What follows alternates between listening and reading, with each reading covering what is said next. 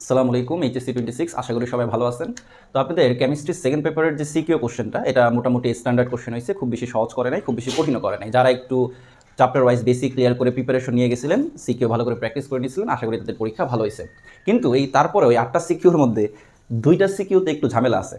মানে কোশ্চেন খুব সুন্দর, একবারে আপনার পূর্ণিমার চাঁদের মতো সুন্দর, কিন্তু চাঁদের মতো তো কি আছে, দাগ আছে। এই যে যাদের সেটে এই কোশ্চেনটা আপনার একবারে 1 নম্বরে পড়ছে। তো কোশ্চেনটা মোটামুটি স্ট্যান্ডার্ড কোশ্চেন করছে, খুব সুন্দর কোশ্চেন করছে, কিন্তু এটার উচ্চতর দক্ষতার যে প্রবলেমটা আছে এটা সলভ করতে গিয়া স্টুডেন্টরা একটা স্টেজে গিয়ে পুরো থমকাই গেছে যে এরপর আমি কী করবো। তো আমরা দেখার চেষ্টা করবো যেখানে অ্যাকচুয়ালি কোশ্চেন ভুল দেয়নি, কোশ্চেন ঠিক আছে, কোশ্চেনে কোনো ভুল নাই, কিন্তু একটু ইনফরমেশনের ঘাটতি আছে, অথবা টিচার একটু ক্লিয়ার করতে পারতো, আর একটু ক্লিয়ার করে বলে দিতে পারতো। সেই জায়গাটা কোথায় সেটা আমরা একটু দেখার চেষ্টা করবো। আর যারা এইচএসসি 27 আছে তারাও একটু দেখেন, কারণ এই টাইপের কোশ্চেন ইনশাল্লাহ এর পরবর্তী বছরও আসবে। মানে জারণ বিজরণ থেকে অ্যাকসেট কোশ্চেন প্রতি বছরই থাকে। যারা আমার এইচএসসি 26-এর যারা স্টুডেন্টরা আছেন, যারা পরীক্ষার সেকেন্ড পেপার পরীক্ষার আগে আমি যেই সাজেশনের জন্য যে লাইভটা করছি তারা দেখছেন, আমি তো বলছি যে জারণ বিজরণ থেকে অ্যাকসেট কোশ্চেন মাস্ট পরীক্ষায় দিবে। কোশ্চেন সহজ করুক কঠিন করুক, জারণ বিজরণ থেকে কোশ্চেন কি থাকবে। তো এখানে আমি শুধু উচ্চতর দক্ষতার কোশ্চেনটা করছি, কারণ এই কোশ্চেনের ইনফরমেশন একটু ঘাটতি আছে। তো প্রয়োগের কোশ্চেনটা আমি একটু মুখে বলে দিই। প্রয়োগের কোশ্চেন করছিল, এটা হচ্ছে এ দ্রবণ, আমি এখানে মার্ক করি না, যাই হোক, বলছিল যে এ দ্রবণের সাথে ফর্মিক অ্যাসিডের বিক্রিয়ায় উপযুক্ত নির্দেশক লেখচিত্রের সাহায্যে কি করো, ব্যাখ্যা করো, বিশ্লেষণ করো। ওকে, এখন এ দ্রবণে কি আছে দেখেন তো। এ দ্রবণে আছে হচ্ছে কস্টিক সোডা। কস্টিক সোডা মানে কি? Sodium hydroxide. এখন সোডিয়াম হাইড্রোক্সাইড কি বলেন তো? একটা তীব্র ক্ষার। আর কি বলছে, এই এ দ্রবণের সাথে ফর্মিক অ্যাসিডের বিক্রিয়া। ফর্মিক অ্যাসিড কি? HCOH। এই ফর্মিক অ্যাসিড হচ্ছে কি একটা দুর্বল অ্যাসিড, তাই না? ওকে, এখন আমরা যখন অ্যাসিড ক্ষার টাইট্রেশন করি তখন সেখানে আমরা 4টা ভ্যারাইটি, 4টা ক্যাটাগরি দেখি। কি কি বলেন তো? একটা হচ্ছে আপনার দুর্বল অম্ল প্লাস দুর্বল ক্ষার। আরেকটা হচ্ছে সবল, আপনি তীব্র বলতে পারেন, সবল বলার যেই কথা, তীব্র বলে একই কথা। সবল অম্ল প্লাস সবল ক্ষার। আরেকটা হচ্ছে আপনার সবল অম্ল দুর্বল ক্ষার। আর আরেকটা হচ্ছে দুর্বল অম্ল সবল ক্ষার। একটু খেয়াল করে দেখেন, আমরা এই 4 ধরনের টাইট্রেশন দেখি। হতে পারে অ্যাসিড ক্ষার দুইটাই দুর্বল, হতে পারে আপনার অ্যাসিড ক্ষার দুইটাই সবল, অথবা একটা সবল আরেকটা কি দুর্বল। তো আমরা জানি, আমরা এটা এমসিকিউর জন্য মুখস্থ করাই, পরীক্ষার আগে আমার পেজ থেকে আমি এই ছকটা দিয়ে দিয়েছিলাম, যে আপনি একটু এক পলক দেখে যাবেন। যদি আপনার দুইটাই সবল হয়, অর্থাৎ সবল অম্ল এবং সবল ক্ষার যদি হয়, সেক্ষেত্রে কিন্তু আমরা যে কোনো নির্দেশকে কী করতে পারবো, ব্যবহার করতে পারবো। আর যদি দুইটাই দুর্বল হয়, সেক্ষেত্রে কোনো নির্দেশকে আসলে কাজ করে না। তাহলে ব্যাপারটা কি দাঁড়াইলো, যদি সবল অম্ল আর সবল ক্ষার, অর্থাৎ দুইটাই যদি সবল হয় তাহলে যে কোনো নির্দেশক ভালো কাজ করবে, আর দুইটাই যদি দুর্বল হয় তাহলে কোনো নির্দেশক কি উপযুক্ত নয়। এখন আসেন, যেটা আপনার অ্যাকচুয়ালি মনে রাখতে হবে সেটা হচ্ছে, যদি আপনার সবল অম্ল দুর্বল ক্ষার হয়, মানে আপনি যে টাইট্রেশনটা অম্ল ক্ষারের টাইট্রেশনটা করতেছেন, সেখানে যদি অম্লটা বা অ্যাসিডটা সবল বা তীব্র হয় এবং ক্ষারটা দুর্বল হয়, সেক্ষেত্রে আপনি মূলত মিথাইল রেড, মিথাইল অরেঞ্জ এই টাইপের নির্দেশক ব্যবহার করবেন। আর যদি আপনার দুর্বল অম্ল এবং সবল ক্ষার হয়, সেক্ষেত্রে আমরা ফেনফথেলিন, থাইমল ব্লু এই টাইপের নির্দেশক কী করবো, ব্যবহার করব। এখন দেখেন আমার এখানে কি আছে বলেন তো? দুর্বল অম্ল তীব্র ক্ষার না, তার মানে এই ক্যাটাগরিতে পড়ছে না। আমার এই যে ফর্মিক অ্যাসিড একটা কি দুর্বল অ্যাসিড, আর এই যে সোডিয়াম হাইড্রোক্সাইড এটা কি একটা তীব্র ক্ষার। তার মানে এদের টাইট্রেশনে, অর্থাৎ দুর্বল অম্ল বা দুর্বল অ্যাসিড এবং তীব্র ক্ষার বা সবল ক্ষারের টাইট্রেশনে আমরা কোন ধরনের নির্দেশক ব্যবহার করব? Phenolphthalein, thymol blue. এবং এটা একটা লেখচিত্র আছে, এই লেখচিত্র সব নাকি করতে হবে, এখানে ডিসকাস করতে হবে। আর এই কোশ্চেনে নর্মালি এর আগের প্রিভিয়াস বোর্ডগুলোতে উচ্চতর দক্ষতায় আসছে, তো এই বছর এটা প্রয়োগে দিচ্ছে। যাই হোক, আশা করি এই প্রবলেমে আপনাদের কারো কোনো সমস্যা হয় নাই। এখন উচ্চতর দক্ষতার প্রবলেমটা আসি, যেটার মধ্যে অ্যাকচুয়ালি মানে একটু ভুল আছে আর কি। গতে কোনো ভুল ছিল না, তো সেটা তোমরা ডিসকাস করলাম। এখানে অ্যাকচুয়ালি ভুল বলা যাবে না, একটু ইনফরমেশনের ঘাটতি আছে বা একটু ক্লিয়ার করে বলে দেওয়া হয় না অ্যাকচুয়ালি। তাই আমরা সামনে এটা প্রবলেমটা সলভ করতে গেলেই বুঝতে পারবেন। তো এই কোশ্চেনের এটা খুব একটা স্ট্যান্ডার্ড কোশ্চেন, এটা এর আগেও প্রিভিয়াস ইয়ার অনেকবার আসছে। আমরা জানি যে জারণ বিজারণ বিক্রিয়া থেকে ঘুরে ফিরে এই কোশ্চেন আসে, আপনাকে জারণ বিজারণ বিক্রিয়া সমতাকরণ করতে হয় এবং এই সমতাকরণ রিলেটেড আপনার ম্যাথমেটিক্যাল প্রবলেম থাকে। তো এখানে কি বলছে যে 2 নং বিক্রিয়া অর্ধ বিক্রিয়া সহ পূর্ণ করে জারকের পরিমাণ নির্ণয় করো। তো আমরা এই প্রবলেমটাকে 2টা অংশে ভাগ করলাম। প্রথম আপনাকে কি করতে হবে, এই যে বিক্রিয়াটা দেওয়া আছে এটাকে অর্ধ বিক্রিয়া সহ পূর্ণ করতে হবে, অর্থাৎ এটাকে আপনাকে সমতাকরণ করতে হবে, বিক্রিয়াটাকে পূর্ণ করতে হবে। পূর্ণ করার পরে দেন কি আপনাকে জারকের পরিমাণটা নির্ণয় করতে হবে। তো প্রথমে আসেন আমরা বিক্রিয়াটাকে একটু মানে পূর্ণ করি, অর্ধ বিক্রিয়া সহ বিক্রিয়াটাকে একটু ব্যালেন্স করি, একটু পূর্ণ করি। ওকে, তো এখানে আয়রন 2+, আমি আর বিক্রিয়াটা লিখলাম না, তাহলে শুরুতে আমাদের লিখতে হবে যে দেওয়া আছে প্রদত্ত বিক্রিয়া লিখে আমরা 2 নং বিক্রিয়াটা লিখবো। ওকে, এখন আসেন আয়রন 2+, তো তো আমরা আপনাদেরকে মুখস্থ করাই যে আয়রন 2+ যদি জারণ বিজারণ বিক্রিয়ায় থাকে তাহলে উৎপাদে আপনার কি উৎপন্ন হবে বলেন তো? আয়রন 3+ উৎপন্ন হবে। এখানে আয়রন কয়টা? একটা। এখানে আয়রন কয়টা? একটা। তো আসলে আমরা ব্যালেন্স করা শুরু করি, তো আয়রন তো অটোমেটিকলি ব্যালেন্স হয়ে গেছে। তো এখানে চার্জ কয়টা দেখেন তো? এখানে হচ্ছে +2 আর এখানে হচ্ছে কি +3। তো আমাদের চার্জ যদি আমরা ব্যালেন্স করতে চাই এখানে আমার কি করতে হবে? একটা প্লাস বাড়াইতে হবে। আর এই একটা প্লাস বাড়ানোর জন্য আমরা কি করব? একটা ইলেকট্রন মাইনাস করে দিব। তাহলে মাথায় রাখবেন, প্লাস যদি আমরা বাড়াইতে চাই তাহলে আমরা ইলেকট্রন মাইনাস করব, আর প্লাস যদি কমাইতে চাই তাহলে ইলেকট্রন কি করব? প্লাস করব। তাহলে এখন দুই পাশেই এখানেও +3 হয়ে গেল, এখানেও কি +3 হয়ে গেল। ওকে, এটাকে আমরা 1 নং ইকুয়েশন দিলাম। তো এখানে এই যে বিক্রিয়কটা সে কি করতেছে? ইলেকট্রন দান করতেছে না। তো আমরা আপনাদেরকে মুখস্থ করতে বলি যে জাগ্রত বিদ্যান, জারক ইলেকট্রন গ্রহণ করে, আর বিদ্যান থেকে আমরা মনে রাখতে বলি যে বিজারক ইলেকট্রন দান করে। তাহলে জাগ্রত বিদ্যান, জারক ইলেকট্রন গ্রহণ করে, বিদ্যান বিজারক ইলেকট্রন দান করে। তো এই ভদ্রলোক যেহেতু ইলেকট্রন দান করতেছে একে আমরা কি নাম দিব বলেন তো? এটা হচ্ছে বিজারক। আর বিজারক কই থাকে বলেন তো? জারণ অর্ধবিক্রিয়া। আমরা বলি যে মনে রাখেন যে জারণ অর্ধবিক্রিয়ায় বিক্রিয়ক হিসাবে বিজারক থাকবে, আর বিজারণ অর্ধবিক্রিয়ায় বিক্রিয়ক হিসাবে জারক থাকবে। তাহলে এই বিক্রিয়ায় যেহেতু বিজারক আছে তাহলে এই বিক্রিয়াটা কি বিক্রিয়া হবে বলেন তো? এটা হবে জারণ অর্ধবিক্রিয়া। ওকে, এখন আমরা এটাকে একটু ব্যালেন্স করি। Cr2O7 2-, তাহলে Cr2O7 2- অর্থাৎ পটাশিয়াম ডাইক্রোমেট, আমরা যে দর্শক আয়নে বসাই আর কি। তাহলে এই পটাশিয়াম ডাইক্রোমেট যদি থাকে তাহলে কি উৎপন্ন হয় বলেন তো? ক্রোমিয়াম 3+ উৎপন্ন হয়। এখন যদি আমরা ব্যালেন্স করি, দেখেন এখানে ক্রোমিয়াম কয়টা? 2টা। এখানে কয়টা আছে? একটা। তো ব্যালেন্স করার জন্য আমরা কি দিলাম? 2 দিলাম। তাহলে ক্রোমিয়াম ব্যালেন্স হয়ে গেল। দেখেন এই পাশে 7টা অক্সিজেন আছে, এখানে কি নাই? কোনো অক্সিজেন নাই। তো অক্সিজেন ব্যালেন্স করার নিয়ম কি? যতগুলা অক্সিজেন থাকবে ততগুলা পানি আমরা তার বিপরীত পাশে যোগ করব। 7টা অক্সিজেন আছে, তাহলে আমরা তার বিপরীত পাশে কি করব? 7টা পানি যোগ করব। এই 7টা পানি যোগ করাতে দেখেন আমাদের অক্সিজেন ব্যালেন্স হয়ে গেলেও এখানে হাইড্রোজেন কিন্তু অতিরিক্ত 14টা চলে আসছে। এখন আমরা কি করব? যতগুলো হাইড্রোজেন আসছে ততগুলো H+ আমরা কি করব? তার বিপরীত পাশে যোগ করব। এখন একটু ঠান্ডা মাথায় খেয়াল করে দেখেন তো, আমার সবগুলো পরমাণু ব্যালেন্স হয়ে গেছে না? এখানে ক্রোমিয়াম 2টা, এখানেও কয়টা? 2টা। 7টা অক্সিজেন 7টা অক্সিজেন, 14টা হাইড্রোজেন 14টা হাইড্রোজেন। এখন আমরা চার্জ ব্যালেন্স করব। দেখেন এখানে 2টা মাইনাস আর 14টা প্লাস, কাটাকাটি করে কয়টা প্লাস থাকে? 12টা। আর এখানে 3 দুগুণে কয়টা প্লাস? 6টা। তাহলে দেখেন তো এখানে 12টা প্লাস, এখানে 6টা প্লাস। তাহলে আমাকে চার্জ ব্যালেন্স করতে হলে কি করতে হবে?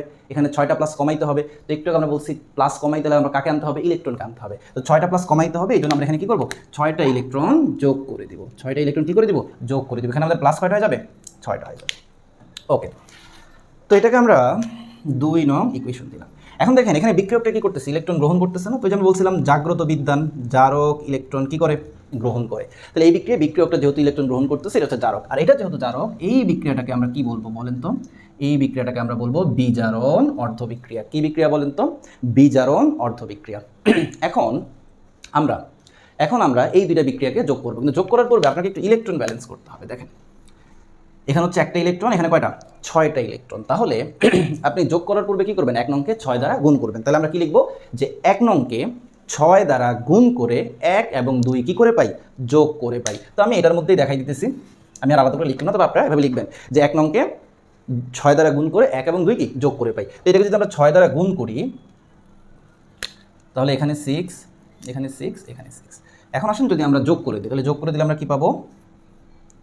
Cr2O7 2- প্লাস 6 Fe2+, তারপর হচ্ছে 14H+। আর ইলেকট্রন তো আপনার কাটাকাটি চলে যাবে, এই পাশে থাকবে হচ্ছে আপনার 2 ক্রোমিয়াম 3+, 6 Fe3+, প্লাস 7H2O। এখন আমরা কি করব? দর্শক আয়ন যোগ করব। তো আসেন আমি একটু দর্শক আয়ন যোগ করি, একটু উপরে দেখাই, এটা একটু জাস্ট মুছে ফেলি। তাহলে আমরা এখন কি করবো? এটাকে আমরা বলি কঙ্কাল সমীকরণ, মানে জারণ বিজারণ বিক্রিয়াটাকে আমরা যদি দর্শক আয়নগুলো বাদ দিয়ে লিখি তখন সেটাকে আমরা কি বলি? কঙ্কাল সমীকরণ। এখন এখানে আমরা দর্শক আয়ন যোগ করবো, তো আমরা লিখবো যে দর্শক আয়ন যোগ করে পাই। তো আমরা এখানে কোশ্চেনে ক্লু দিয়ে দিচ্ছে, আর ক্লু না দিলেও আমরা জানি যে এখানে দর্শক আয়ন হিসেবে কি বসবে। যাই হোক, তাহলে এখানে হবে K2Cr2O7, এখানে হবে 6 FeSO4, H2SO4। দেখেন এখানে 14 আছে, এই জন্য আমরা সামনে কি দিব? 7 দিব, কারণ 7 দুগুণে কত হবে? 14 হবে উৎপাদে।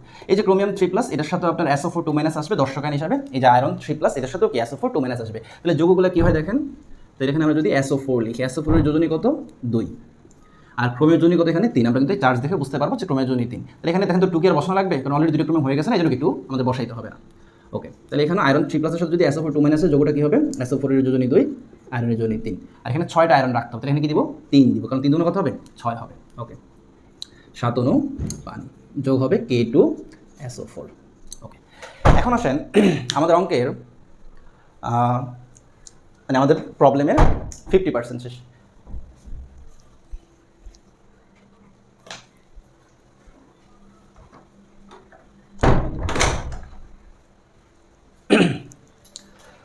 ও বাইরে অনেক বৃষ্টি হইতেছে, দরজা বারবার সাউন্ড করতেছিল, আমরা লক করে দিচ্ছি। আচ্ছা আসেন আমরা একটু আগাই। তো এখানে দেখেন আমাদের এই প্রবলেমে 50% আমাদেরকে বলছে 2 নং বিক্রিয়া অর্ধ বিক্রিয়া সহ পূর্ণ করো। আমরা 2 নং বিক্রিয়া অর্ধ বিক্রিয়া সহ কি করে ফেলছি, পূর্ণ করে দেখাই ফেলছি। তাহলে এখানে কিন্তু আপনি 2 মার্কস মোটামুটি পেয়ে যাবেন। এখন আসেন এই প্রবলেমের সেকেন্ড পার্টে, এখানে বলছে জারকের পরিমাণ নির্ণয় করো। তো আমরা অর্ধ বিক্রিয়া লিখতে গিয়ে দেখছি আমাদের জারক হচ্ছে এই যেটা K2Cr2O7, এটা হচ্ছে আমাদের জারক। তাহলে এই জারকের পরিমাণ আমাকে নির্ণয় করতে হবে। এটার জন্য আমাকে কোশ্চেনে কি বলে দিচ্ছে, উৎপাদের পরিমাণ বলে দিচ্ছে 2.5 গ্রাম। এখন আসেন মানে প্রবলেমটা হয়েছে কই, এখানে উৎপাদ কয়টা আছে দেখেন তো, এই বিক্রিয়ায় 4টা উৎপাদ আছে। এটা যদি একটা সংযোজন বা সংশ্লেষণ বিক্রিয়া হইতো তাহলে হয়তো কোন উৎপাদ বলছে সেটা মেনশন না করলে হইতো, কারণ বিক্রিয়া উৎপাদই কয়টা, একটা, তাহলে আমাদের আর মেনশন না করলে হইতো। এখন এই বিক্রিয়া উৎপাদ হচ্ছে 4টা। এখন এই যে 2.5 গ্রাম উৎপাদ, এটা অ্যাকচুয়ালি কোনটা, এটা কিন্তু কোশ্চেনে ক্লিয়ার করে দেয় নাই। আর এখানে এসে পোলাপাইনটা একটু ধ হয়ে গেছে যে আমি এখন কোন উৎপাদ থেকে জারকের পরিমাণ নির্ণয় করবো। আমি তো এটা থেকেও নির্ণয় করতে পারি, এটা থেকেও নির্ণয় করতে পারি। তো অনেকে বলছে যেহেতু জারকের পরিমাণ নির্ণয় করতে বলছে, মানে আমি স্টুডেন্টের সাথে কথা বলে যেটা বুঝছি আর কি, যে অনেকে এইভাবে চিন্তা করে আনসার করে আসছে যে যেহেতু জারকের পরিমাণ নির্ণয় করতে বলছে আমাদেরকে এই যে Cr2SO4 এই জগৎ থেকে কি নির্ণয় করতে হবে। অনেকে আবার এটা থেকেও করছেন। এখন দেখেন কোশ্চেনে যেহেতু স্পেসিফিক বলে দেয় নাই যে কোন উৎপাদ, তাহলে আপনি এটা থেকে নির্ণয় করেন আর এটা থেকে নির্ণয় করেন, আশা করি আপনাকে ইনশাল্লাহ ফুল মার্কস দিবে। কারণ এখানে কোশ্চেনেই ঘাটতি আছে, কারণ এখানে বলে দেওয়া উচিত ছিল যে 2.5 গ্রাম এটা কোন উৎপাদ। তো আসেন আমরা এটা ধরেও করে দেখাই, এটা ধরেও করে দেখাই। তো আপনারা যেটা ধরেই করছেন না কেন আশা করি এখানে নাম্বার পাবেন, কারণ খুব সুন্দর একটা কোশ্চেন। দেখেন একবারে পূর্ণিমার তাদের মতো কোশ্চেন, খুব সুন্দর, খুব স্ট্যান্ডার্ড একটা কোশ্চেন। ওটা যে কথা আছে না যে আসলে তাদেরও কি আছে, দাগ আছে। তো এই কোশ্চেনের দাগটা হচ্ছে এটা, যে উৎপাদ 2.5 গ্রাম বলছে, বাট ক্লিয়ার করে দেয় নাই যে 2.5 গ্রাম এটা কোন উৎপাদ, কারণ এই বিক্রিয়াটার উৎপাদ একটা না যে আপনাকে বলতে হবে না যে কোন উৎপাদ থেকে। তো যেখানে উচিত ছিল অবশ্যই কি উৎপাদটা একটু ক্লিয়ার করে বলে দেওয়া যে 2.5 গ্রামটা অ্যাকচুয়ালি কোনটা, এটা নাকি ওটা। আসেন তাহলে আমরা দুটিতেই করে দেখাই।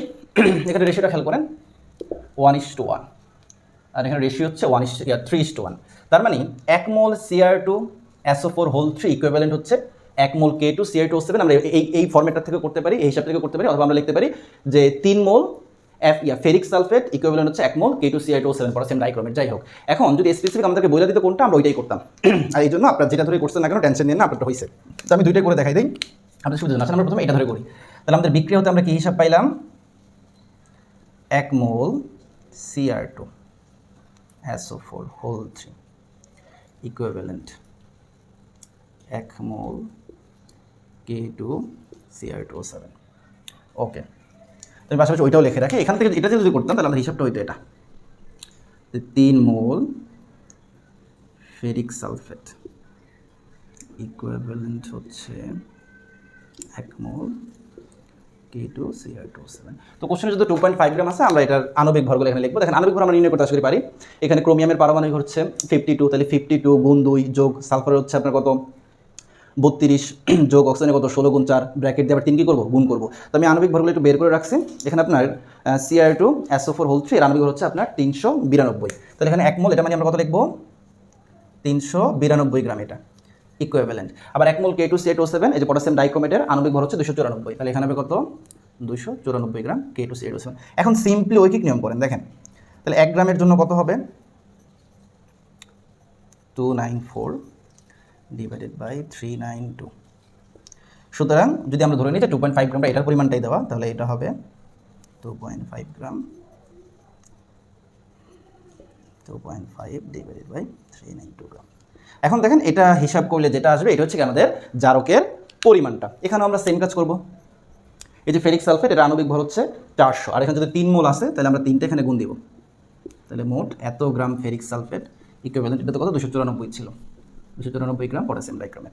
এখন ওই যে সিম্পল ঐকিক নিয়ম, 1 গ্রাম ইকুইভ্যালেন্ট কত হবে 294 3 × 400 গ্রাম K2Cr2O7। সুতরাং 2.5 গ্রাম হচ্ছে 294 2.5। তাহলে এখান থেকে যেটা আসবে ওইটাই আনসার। এখন অনেকে আপনারা এভাবে করছেন, অনেকে এভাবে করছেন। তো যেভাবেই করেন আশা করি আনসার আপনার সঠিক ধরবে এবং আপনাকে ফুল মার্কস দেবে। এখন কথা হচ্ছে কোশ্চেনে কোনো ভুল নাই, বাট এই ঘাটতিটাও ছিল, এবং এটা যদি একবার আপনি রিচেক করতেন, যারা কর্তৃপক্ষ আছেন, দায়িত্ববান লোক যারা আছেন, একবার এটা যদি রিচেক করতে আপনি বুঝতে পারতেন, বা একবার অঙ্কটা যদি করে দেখতেন। কারণ আমি আগে সারা জীবন ভেবে আসছি যে এসএসসি এইচএসসি এই গুরুত্বপূর্ণ পরীক্ষার কোশ্চেনগুলো অলওয়েজ কোশ্চেন করার পর আগে কোশ্চেনটা সলভ করা হয়, দেখা হয় যে কোশ্চেনের আনসার অ্যাকচুয়ালি বের করা পসিবল কিনা, বা এই কোশ্চেনটা যে আমরা স্টুডেন্টদের কাছে দিতেছি এটা ওরা আনসারটা বের করতে পারবে কিনা। আমরা স্টুডেন্টদেরকে বলতাম যে আপনারা যে এমসিকিউতে ভুল করবেন, আপনারা কীভাবে ভুল করতে পারেন, যে ওই ভুল আনসারগুলো কি থাকে, অপশনে থাকে। কিন্তু বর্তমানে যে অবস্থা শিক্ষা ব্যবস্থার, মনে হয় না আর সেই যুগ আর আছে। তো আমার কথা হচ্ছে, এই যে এখানে একটা ইনফরমেশন ঘাটতি আছে, এটা আমি একজন সাধারণ শিক্ষক, আমি টুকটাক স্টুডেন্টদেরকে পড়াই, আমার চোখে পড়ছে যে স্টুডেন্টরা এখানে এসে বুঝতে পারবে যে এখানে আসলে কি স্পেসিফিক কোন উৎপাদটা পরিমাণটা দেওয়া আছে সেটা কি কোশ্চেনে গিভেন নেই। তো আমাদের যারা আরও সম্মানিত মানে শিক্ষকবৃন্দ আছেন, প্লাস দায়িত্ববান যারা লোক আছেন, যাদের দায়িত্ব ছিল কোশ্চেন করা, কোশ্চেনকে রিচেক করা, তারা যদি একবার একটু ভালো করে দেখতেন, এখানে কিন্তু এই ঘাটতিটা আপনাদের চোখে পড়তো। তো যাই হোক, আপনাদের কাছে রিকোয়েস্ট থাকবে যেন ভবিষ্যতে যারা দায়িত্ববান লোক আছেন একটু সচেতন হন, আপনাদের দায়িত্বটা একটু ঠিকমতো পালন করেন। আর একটা নির্ভুল প্রশ্নপত্র পরীক্ষা দেওয়া একটা স্টুডেন্টদের একটা মৌলিক অধিকার,